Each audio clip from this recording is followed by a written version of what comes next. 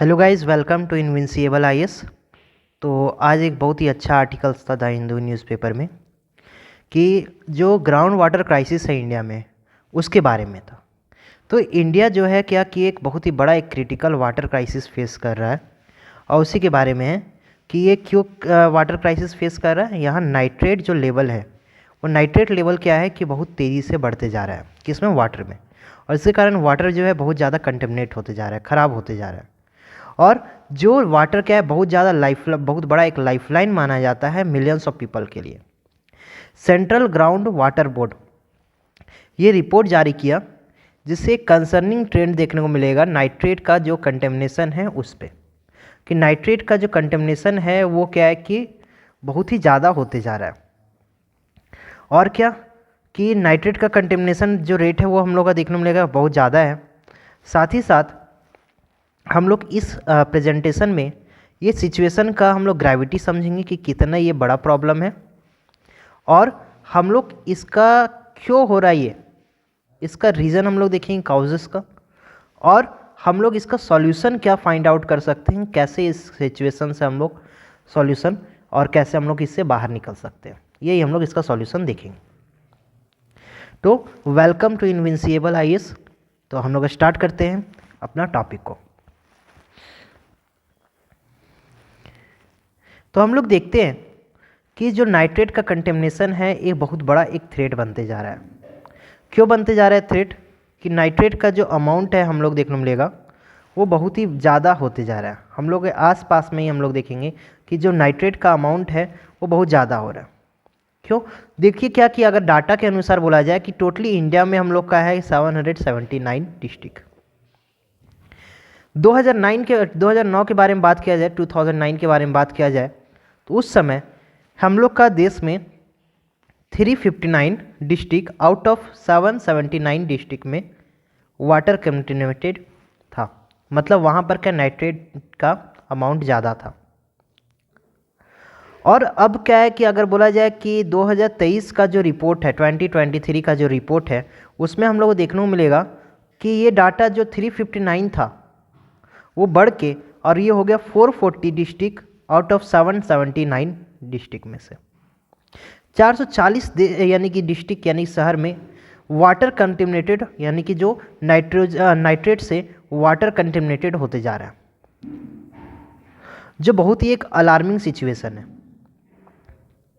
और ये क्या बोला जा रहा है कि 19.8% जो वाटर है ग्राउंड वाटर जो सैंपल टेस्ट किया गया था उसका 19, जैसे अगर हम लोग बोला जाए कि 100% अगर सैंपल टेस्ट किया जाता तो उसका 19.8% जो ग्राउंड वाटर है वो क्या है कि सेफ लिमिट से ज़्यादा हो गया है, वो सेफ लिमिट एक्सीड कर गया है। मतलब उसमें क्या है 45 मिलीग्राम पर लीटर जो हम लोग को देखने को मिलेगा कि नाइट्रेट का अमाउंट होना चाहिए कि इतना से ज़्यादा अगर हो गया 45 मिलीग्राम पर लीटर से ज़्यादा अगर हो गया तो वो क्या है कि सेफ लिमिट से ज़्यादा हो गया, वो एक्सीड कर गया।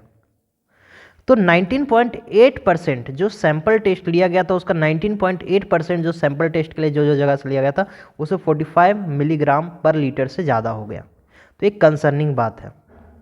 और सबसे ज़्यादा जो इम्पैक्टेड जोन है वो कौन कौन सा देखने को मिलेगा हम लोग को, राजस्थान, कर्नाटका, तमिलनाडु, ये सबसे ज़्यादा अफेक्टेड स्टेट है।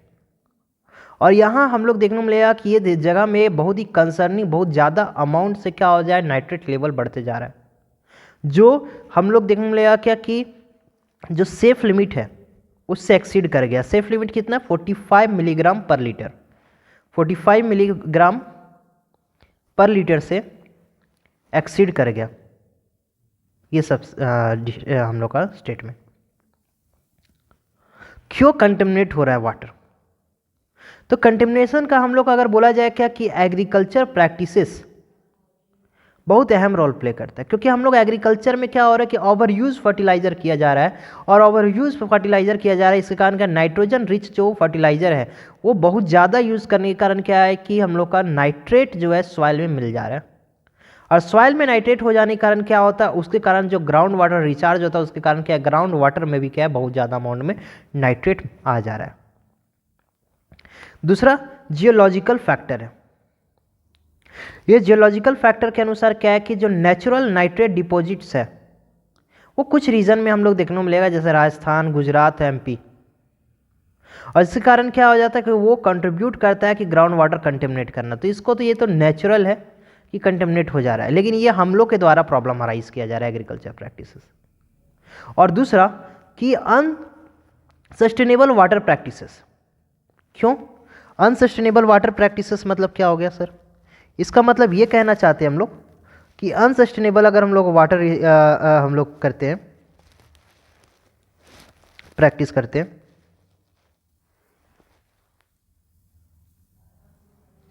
तो इसमें हम लोग को देखने को मिलेगा कि हम लोग ओवर एक्सट्रैक्शन करते जा रहे हैं।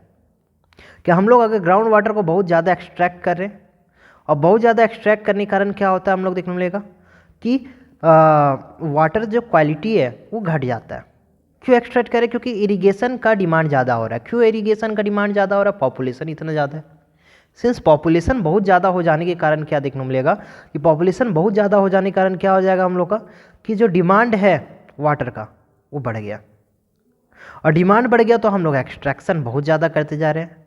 इस कारण वाटर का क्वालिटी घट गया, और वाटर का क्वालिटी घट जाने के कारण क्या हो जाएगा, वो और वर्नेबल हो जाएगा केमिकल कंटेमिनेशन से। तो एक एक हम लोग देखेंगे विस्कस साइकिल बनते जा रहा है।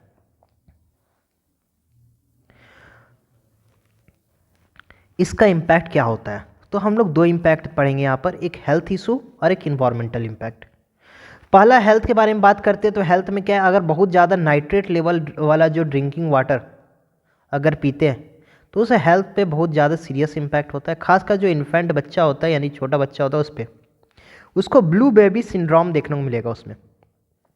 उससे कारण क्या होता है कि जो नाइट्रेट है वो रिड्यूस कर देता है ब्लड में जो ऑक्सीजन कैरिंग कैपेसिटी है, ऑक्सीजन को कैरी करने का जो कैपेसिटी एक ब्लड में होता है उसको कम कर देता है। जिसके कारण क्या हम लोग जानते हैं रिस्पिरेशन होता है, तो ऑक्सीजन अगर सही अमाउंट में पहुंचेगा तो क्या हम लोग एनर्जी बनता है उससे। हम लोग का एनारोबिक रिस्पिरेशन होता है कि एरोबिक होता है वो आपको बताना है। तो हम लोग में जो रिस्पिरेशन होता है वो रिस्पिरेशन में क्या होता है कि ब्लड में जो ऑक्सीजन का सप्लाई है वो क्या हो जा रहा है, इसके कारण कम हो जा रहा है। तो एक ब्लू बेबी सिंड्रोम हम लोग देखने को मिलता है। और इन्वायरमेंट में क्या डैमेज कर रहा है ये, नाइट्रेट के कारण क्या हो रहा है कि जो वाटर है, वाटर जो है वाटर का जो सरफेस बॉडी वो क्या है कंटेमिनेट हो जा रहा है। इस कारण क्या है कि वाटर यानी सरफेस वाटर अगर कंटेमिनेट हो जा रहा है तो वहाँ पर एल्गी ब्लूम्स हो जा रहा है क्रिएट। एल्गल ब्लूम्स जो है वो एल्गल ब्लूम में एल्गी होता है, और ये क्या है अगर एल्गल ब्लूम्स क्या है कि शुरुआत में तो क्या है वो बहुत ज़्यादा ऑक्सीजन तो हम लोग प्रोवाइड करता है, लेकिन जब ये डेड कर जाता है तो इसमें क्या है बहुत सारा बैक्टीरिया लगता है, और वो बैक्टीरिया क्या बहुत सारा ऑक्सीजन को क्या कर देता है, यूज़ करने लग जाता है। तो अगर हम लोग कंटेमिनेट हो जा रहा है तो ये एल्गल ब्लूम क्या ये तो डेड कर जाएगा, उसके बाद फिर क्या बहुत ज़्यादा ऑक्सीजन का यूटिलाइजेशन होने लग जाता है, और यानी कि स्कैरसिटी ऑफ ऑक्सीजन हो जाएगा, कमी पड़ जाएगा, डिप्लीट कर जाएगा ऑक्सीजन। जिस कारण क्या एक्वेटिक जो लाइफ है वो क्या होगा, एक्वेटिक इकोसिस्टम में डिसरप्शन होगा जो हार्मफुल है फिश के लिए और अदर एक्वेटिक एनिमल के लिए हार्मफुल है। तो मतलब क्या एक एक्वेटिक एनिमल्स के लिए भी प्रॉब्लम हो गया, दूसरा हेल्थ इशू भी हो गया। तो इन्वायरमेंट में भी और हम लोग का हेल्थ में दोनों में ये इम्पैक्ट देखने को मिलता है। अब हम लोग का क्या है कि यहाँ पर एक डाटा दिया हुआ है कि अगर बोला जाता है कि ग्राउंड वाटर जो एक्सट्रैक्शन रेट है 2009 तक हम लोग क्या बोला जा रहा है 2009 तक अगर हम लोग का जितना ग्राउंड वाटर रिचार्ज होता था, अगर 100% रिचार्ज हो रहा है तो उसमें हम लोग क्या 60.4% यूज़ करते थे, जो सही था। क्यों? क्योंकि एक डाटा के अनुसार क्या बोला जाता है कि 73% अगर हम लोग जितना ग्राउंड वाटर रिचार्ज हो रहा है उसका अगर हम लोग 73% अगर हम लोग यूज़ कर लेते तब तक, यानी कि 73% तक तो सही है ब्लॉक तक, और अगर हम लोग सेफ जोन माना जाता है। और 73% से अगर हम लोग ज़्यादा यूज़ करने लग जाए, जितना पानी अगर रिचार्ज हो रहा है और उससे हम लोग क्या है कि 73% ज़्यादा यूज़ करने लग जाए, ठीक है, अगर 100% रिचार्ज हो रहा है तो उसका 73%, अगर इससे हम लोग ज़्यादा यूज़ करने लग जाएंगे तो क्या हो जाएगा, वाटर का क्या हो जाएगा, क्वांटिटी और क्वालिटी दोनों पे इम्पैक्ट पड़ेगा। क्योंकि क्वांटिटी घट जाएगा, और क्वांटिटी घट जाएगा तो वाटर कंटेमिनेट और ज़्यादा वर्नेबल हो जाता है। किसके लिए? क्योंकि वो क्या और ज़्यादा वो कंटेमिनेशन होना शुरू हो जाता है। तो वही है कि हम लोग बहुत ज़्यादा साइंटिफिक मॉनिटरिंग और वार्निंग होने के बावजूद भी ये जो हम लोग इशू है उसको हम लोग इफ़ेक्टिवली हम लोग काम नहीं कर पा रहे, और इस पर हम लोग को सही से एक्शन लेना होगा, तभी ये वाटर क्राइसिस को सॉल्व किया जा सकता है। अब इस पे क्या क्या हम लोग को सॉल्यूशन देखना होगा, तो एक स्ट्रिक्ट गवर्नमेंट को स्ट्रिक्ट लिमिट लगाना होगा फर्टिलाइज़र का यूज़ पे, क्योंकि बहुत इंपॉर्टेंट है ये।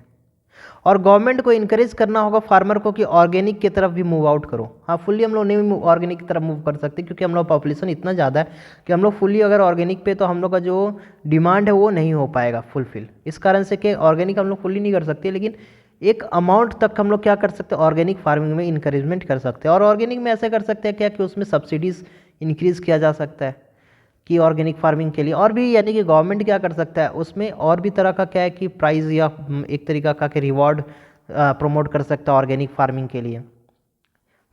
ठीक है।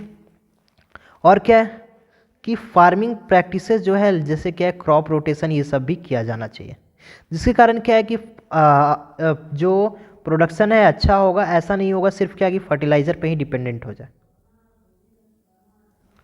और हम लोग क्या करना होगा, एजुकेशन और अवेयरनेस लाना होगा। नेशनल और स्टेट लेवल में क्या है कैंपेन स्टार्ट करना होगा, और वो कैंपेन बहुत इंपॉर्टेंट है कि एजुकेट करे फार्मर को, और वो बैलेंस फर्टिलाइज़र का अप्लीकेशन करे। ऐसा नहीं बहुत ज़्यादा फर्टिलाइज़र यूज़ करने लगी, बगल वाला जो है वो ज़्यादा यूज़ करा, उसका प्रोडक्शन ज़्यादा हो रहा है, हम और ज़्यादा यूज़ करेंगे। इससे क्या होता है कि खेत का जो सॉइल है, यानी कि फील्ड का जो सॉइल हम लोग देखने में फार्मिंग लैंड का, वो भी खराब हो जाता है। और वाटर एफिशिएंट हम लोग का इरिगेशन से टेक्निक हम लोग यूज़ करना चाहिए, जिससे पानी का क्या हो जाए कि बहुत ज़्यादा पानी का यूज़ ना हो।